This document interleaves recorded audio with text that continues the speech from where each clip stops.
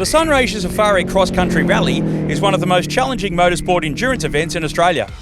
Despite a huge array of machinery, the level of competitiveness is fierce, as Dean Herridge found out, pipped by just 2 seconds over a 100-kilometre stage. 2 seconds, you're kidding me. There's probably a couple of spots I could find 2 seconds. We're in a bit of dust, a few junctions you have to be careful on and stuff, but it is, until you get reminded like that, that's what I come from, ARC, WRC day. And to do that in one hit, I'm not getting tired.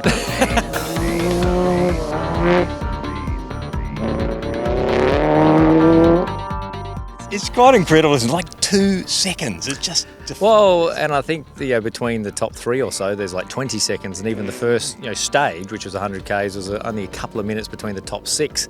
So it is, you think about it, it's an endurance, and you've got to be a bit careful. But we're pushing, as they must be as well, in some bits when we can see, trying to limit the risks and what goes on. So that's the thing that I'm still learning. I still see myself as a rookie in this thing, and I think I've started a little more calmer and trying to pick it, the cars and the conditions and stuff. So still another 70, just a mere 75 Ks to do for the rest of the day, and then we'll lock it away, and then you can review where you sit and how hard you think you need to go tomorrow.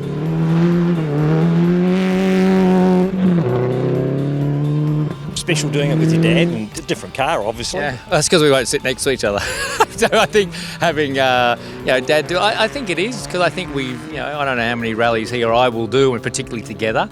So it is sort of, it's cool to do, and I think something that even if we don't know exactly how special it is now, I'm sure we'll look back over 5, 10, 20 years time and go, that was pretty cool to have done a few Sunraysias together, 5 days away, and chatting between, and how the stage went, how he went, and it's pretty cool. And I still, even after the first one, I think I only beat him by 2 minutes, I was still going, geez, he goes right for a 70-year-old, doesn't he? It's frightening, isn't it? Has he got many more in him?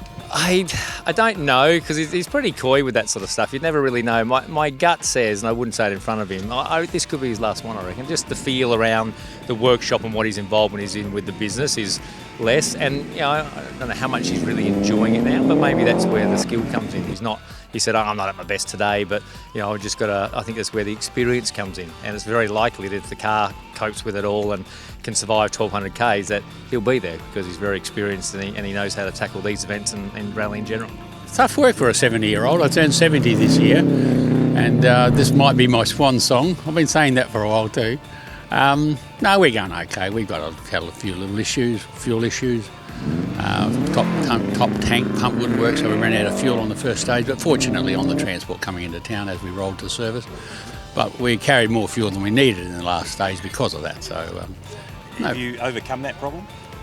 Yeah, we've jury-rigged that problem, and the next stage is shorter, so we'll sort it out properly tonight.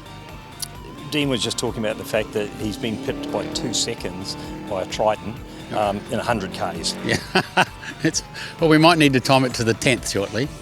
Yeah, it's quite incredible, isn't it? Particularly when you throw in a couple of gate openings as well. But now we didn't get the run of the gate openings. We opened the gate for a couple of people because we were held up a couple of times with dust, and it depends when you arrive at the gate. If you're the first guy to arrive at the gate and you're standing there with it open and someone's coming, well, courtesy is you might let them through, because karma will come back and they might do it for you.